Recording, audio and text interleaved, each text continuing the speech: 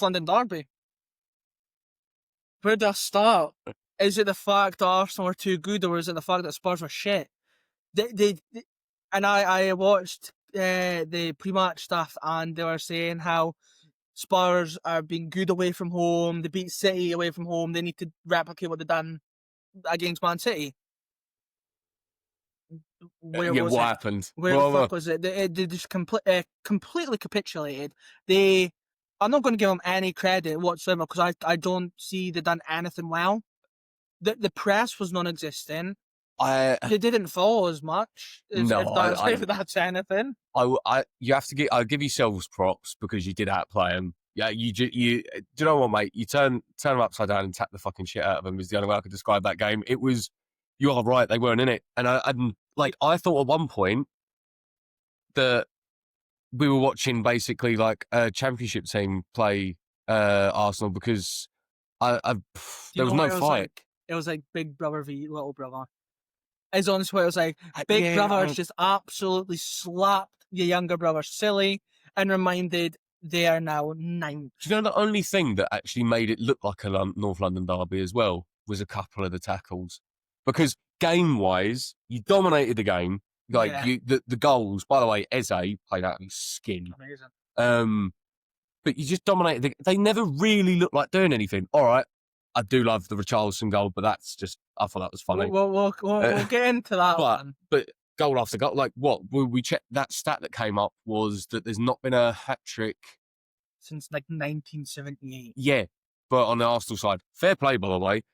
Eze's just broke, 40, 50 years worth of dry spell for a hat-trick. And you know what I loved, and I'll try and get into the goals individually, is Eze's second one. It looks like he was doing a celebration, but at the same time, it looks like he was caught up in the emotion. Because we all know, in the summer, he was heading to Arsenal, then he wasn't, then he was heading to Spurs, Arsenal then came calling, we then got him.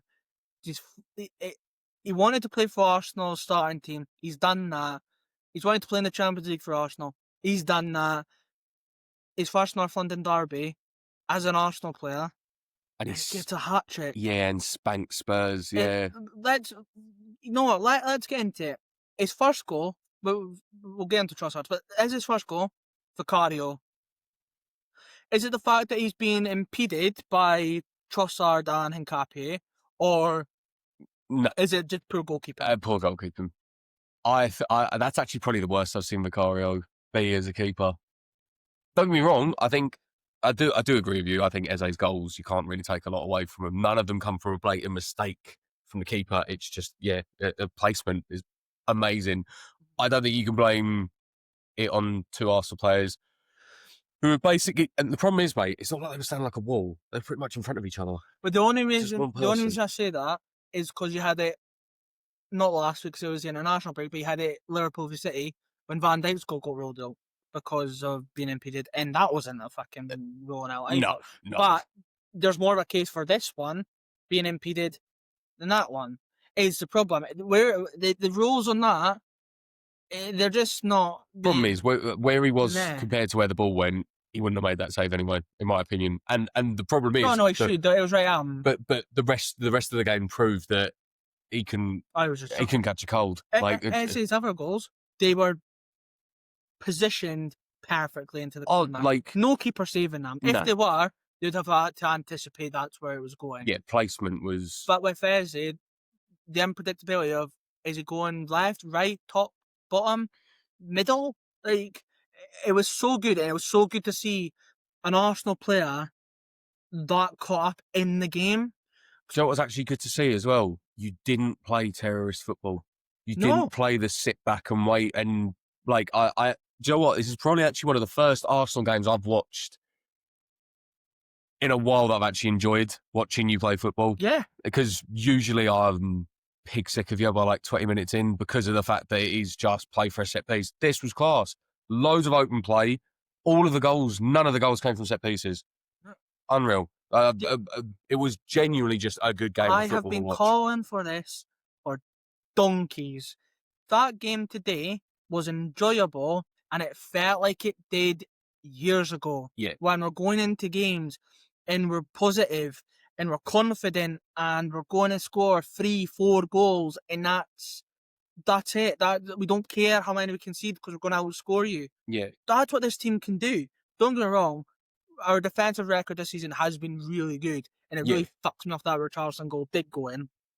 Raya, it's one of those. He's off his line. Should he have done better? Possibly. I don't understand his little hop, step, and a jump fucking That thing. is going to be a meme. You are right. It really annoys me with that. It is a lovely hit from Richarlison. I'll give him his dues because how many times have we seen Richarlison absolutely fluff a chance and not hit the target? Had to be him. Yeah, it wasn't going to be anyone else. The problem is, it is a good goal. I did like the goal. And Ryan, I don't think the problem is Ryan doing better. I think he just got caught sleeping. But the problem is because Spurs did nothing towards your goal. Yeah, he didn't really have anything to do. I'd love to know how many. I haven't got the stat, but how many shots they got on target? I know there are at least 2.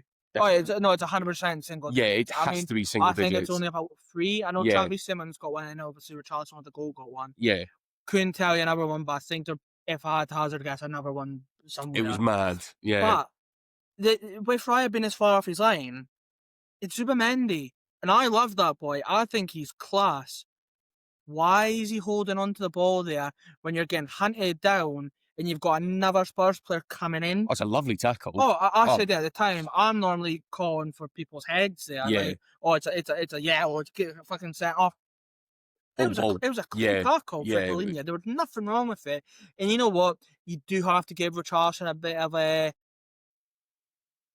kudos for taking that shot on. I know for Scotland, we saw Kenny McLean do it a lot fucking better.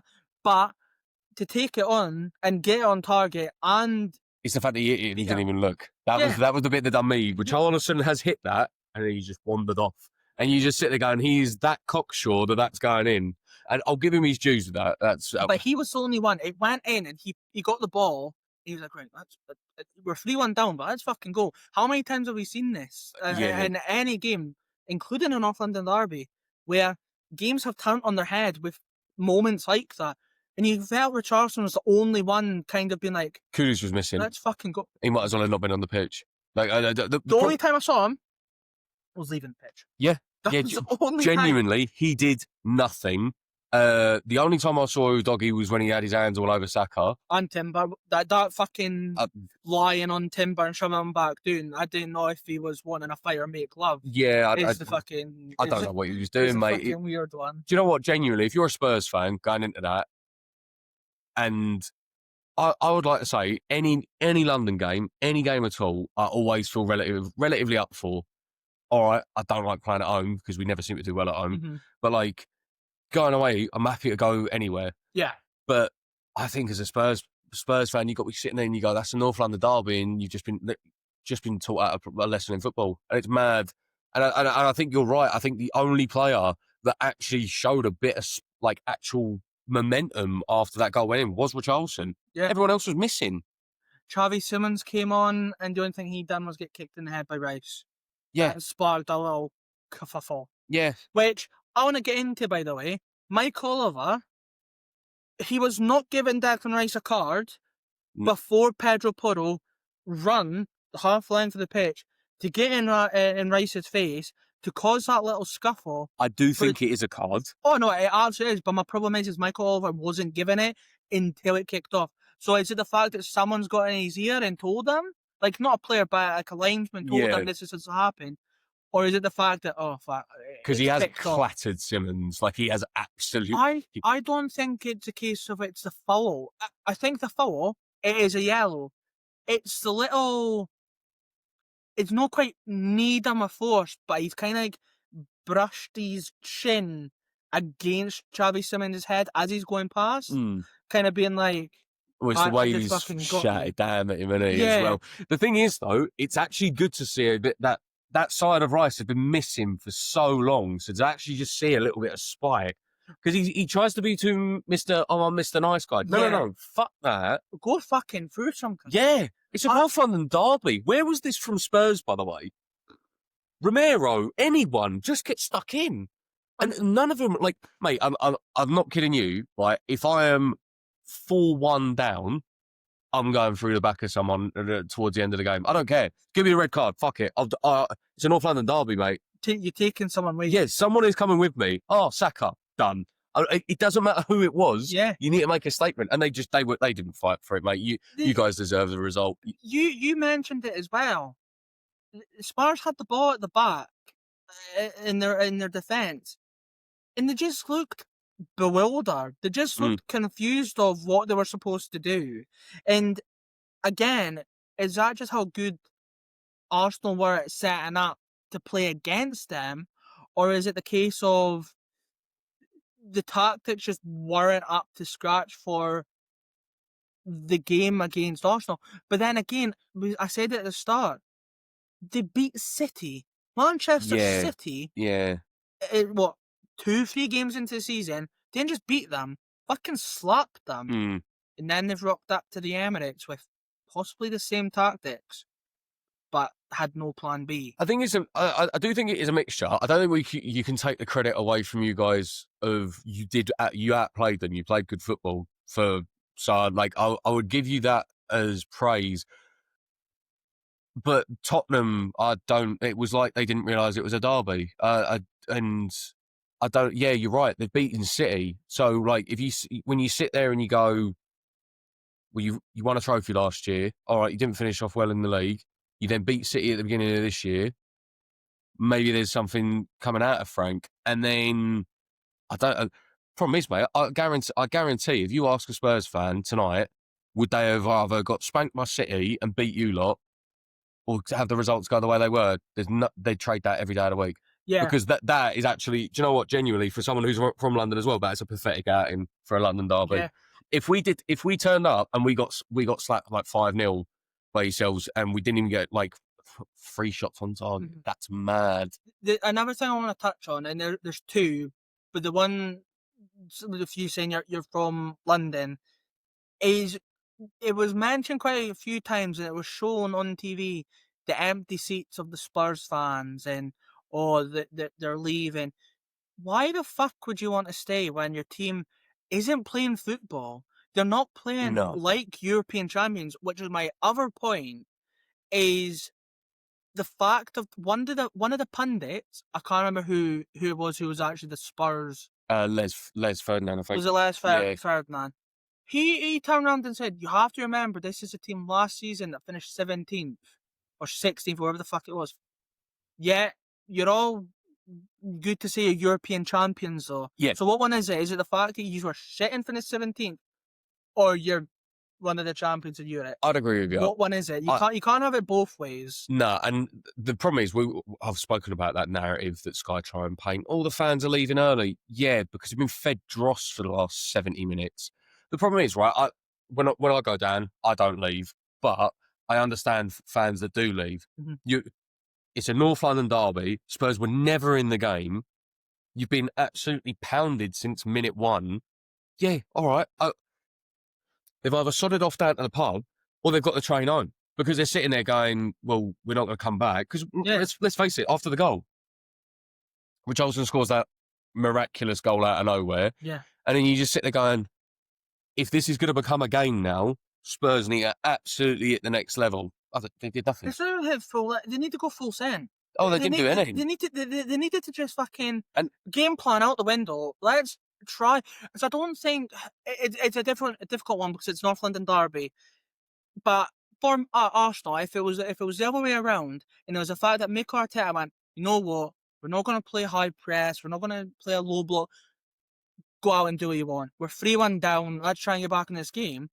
There's that bit of respect of, right, okay, he's trying something different. He's at least trying to get back in the game. One problem is, the cameras went to Thomas Frank during it. And he's sat there just sort of like, problem is, what do you want me to do? They didn't get back into the game. And do you know what, right? As much as I'd love to blame you for it, it wasn't like you were time wasting or anything like that. For one, that's what I mean. This game makes no sense to me because it was an Arsenal team I've not seen in ages that are actually playing football and not fucking rolling all over the place.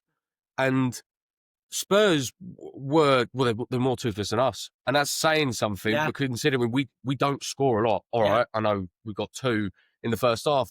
But If I'm Spurs, well, it'd be interesting to see if there's any announcement about Frank tonight. I don't think he'll get sacked because of this, but I think the problem is after the Chelsea result, and then now you lot, North London derby's a big game.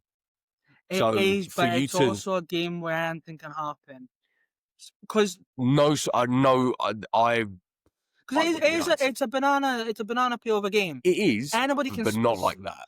The most recent years, it's been Arsenal slipping up. Yeah, look, we were 20 plus points in front of City. We lost to Spurs. Yeah, like we were winning the league. I think like we had that going for us, and we slipped up. You also had it another time. We've slipped up. It's a game where anything can happen, but my problem is you should be giving 110% effort in a London derby. Some players need to be dug out. Oh yeah, if I'm Spence, Frank, I like Jed Spence. What did he do? Oh, he was terrorised the whole game. He was missing. Udogie was missing. Van der Ven was crap. Do me a favour, go and name their midfield too. Well, they weren't there. They were on the bench with Frank. I know it was Bentancur. Yeah, I know he was on the pitch. And I know Pop Sar came on. Also, what the fuck was Colomani wearing? Oh. He's wearing a fucking jockstrap on his face. Yeah. He does know he wasn't doing like American wrestling. I reckon he's got a mad swinging jaw, and that's why he's got a weird little clip on sideburns. But like, genuinely, their subs didn't make sense. So you're 4-1 down. Papi Sarr. What's he gonna do? Nothing. Because you've not had a midfield the whole game. What are you playing? Oh, it's all right. Papi Sarr will sort everything out. Frank, are you all right? Is everything all right at home? Because what the fuck is going on?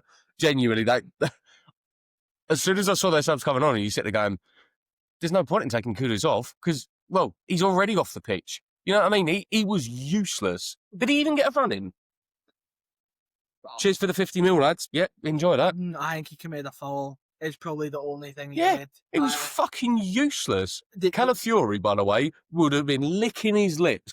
That side, Calafiori and Hincapié. Oh, get on about Hincapié. He didn't have an awful lot to do. No, true. But we didn't miss Gabriel either. No. Which was a worry going into it, because how is this going to work, considering it was the only second start Saliba and Hincapié had played together. Yeah. But there wasn't that much to do. There was nothing really coming up against them. I'm not going to sit here and go, it was a defensive masterclass, because I don't think Spurs gave you... Spurs didn't challenge. The problem is, Arsenal without Gabriel, my answer would have been just focus on Saliba, because someone will make a mistake, and if you give Saliba too much to do, the other defender's not going to be able to pick up his slack, because he's just that good a centre-back. Yeah. So Tottenham had the prime opportunity to take advantage of an Arsenal without Gabriel. And to be honest, you probably could have put him on. Genuinely, put him on in crutches, and I genuinely don't think he wouldn't have had to move. He would have just been sitting having a cup of tea with Raya, because they didn't do fuck all. No, absolutely. I do agree with you. It was good to see Noni Madueke back. He didn't have an awful lot to do, because he only came on 10 minutes to go. You could tell he was wanting to get forward and actually do things. Well, I think the thing is, it was a free flying game for you guys. There was no hiccups. There was no, and as much as Tottenham sat back, there was no press, none. So like you guys were just the Oles. How many Oles did you get? Like getting Ole in a North London derby. He's mad. That's what. Go through the back or so, mate. That's not happening. If I'm a West Ham centre back and you're Ole at the London Stadium, I'm going through whatever player gets the ball. Imagine it was us when we saw Xhaka. Yeah. Fists are flying. Yeah. But that's the legs are in the air. He's fucking going through everyone. Mate, when Sunderland play Newcastle, right? If anyone Ole, Xhaka is going through the next person. That's what you should be doing. I genuinely can't wait for that game. It's that's again, but that won't happen at that derby. But Spurs, I just think need to have a severe look at themselves, because if this is I don't know who they've got next. That's one thing I didn't check. We didn't really look at Spurs. Relevant. Yeah. Well, yeah. Can we have them next? If that's how they're going to play, I'll take them next. You want them now that they're on the fucking ropes. Oh, look, on the ropes, mate. They're tucked up in bed. Can I say it was Anthony Joshua getting fucked up by Dubois? It was honestly like that. That was like, amazing. They went face down, ass up, and Arteta. Yeah. Fuck them. I don't care. Ken, what? I'm riding the high. We roll on to Chelsea next week. I know we've got Bayern in midweek, and I'll do a separate video on that. Yeah, you But got we've got Chelsea next. hard Another one. London derby where They won't lay down. recent times we've done well against Chelsea. We've had a few good results. However, the actual head-to-head overall Doesn't roll in your favour. it's not very flattering. The problem is Chelsea's a whole different beast because at the moment you don't know whether they're going to turn up and tap the absolute crap out of you or bend over and just invite you in because they're such an odd team to play. Well, yeah, I watched the early kickoff yesterday because I was quite eager to see how Chelsea would do after the international break. And yeah, they won 2-0. They should have conceded. How they genuinely, that ball over their back line, and to have an attacker chest it down and should begin on target. Yeah, it's criminal for a defence like Chelsea's. A team like Chelsea, personally, I think we'll spunk them. I genuinely think the way Chelsea play, we're going to love it. We're going to arch it. Cucurella, watch out. Oh. He's getting fucked. Yeah, please 2-foot him because that is actually one player I cannot stand. But I don't think it'll be that clear cut. I think it'll be a very close game. I think there will. My problem with them as a team is because they're so flip of a coin. You could turn up and absolutely spank them, and that could happen. But I reckon it'll be goal for goal. I reckon if you play the way you played today, and they're on form and all, it's just going to be one end to the other. This is the thing, right? None of Madueke back in the squad today. Didn't start, but he got minutes. Class, he's coming back. Mm-hmm. You've got Martin Odegaard back in training. He arguably could have been fit for the bench today. Fair enough. Not really wanting to risk him. Fair enough. He'll be back next week. Gyökeres, I think, is back in training already. He should be good to go next week. Yeah. The thing is, as well, Gabriel won't be. No. But as I say, Hincapié, I watched him at Leverkusen. I watched him in the Champions League in the Europa League when he was up by Leverkusen. And he's good enough to slot in there. I haven't seen enough of him, but the problem is he didn't have a lot to do today, but he didn't seem to step a foot wrong. I'd like to see a game where, because today, let's face it, he weren't really even challenged. But I think a game where you're actually pressed, Bayern will be an interesting game. As I say, separate video. Not getting into that. I want a positive. But yeah, one player I really hope plays against us next weekend is Liam Delap. He is not a team player. Against Burnley at the weekend, there was a time he's had the ball, and Gittins, if he just looks to his left, Gittins is making that run, and he's going to be one-on-one with the keeper. He's going to get a shot on goal, and Gittins is normally quite clinical at finishing. Yeah. He's kept the ball, and his role in that position is to bring the defender over to create that space for Gittins to run into, and he hasn't given it. And I think he's took a shot on, and there's times where he's took a shot on. He's doing it, for me, he's doing it because his name is Delap. He wants to burst on the scene. He wants to be the goal scorer. He wants to be the man. With Cole Palmer there, you never. He won't be playing either. No, but you know what I mean. He is the next prodigy for Chelsea. So you're not going to make that. I agree with you. I think Liam Delap's just trying to put his stamp on it. But the problem is, if you're not playing like a team, eventually you'll just get dropped, and that is the problem.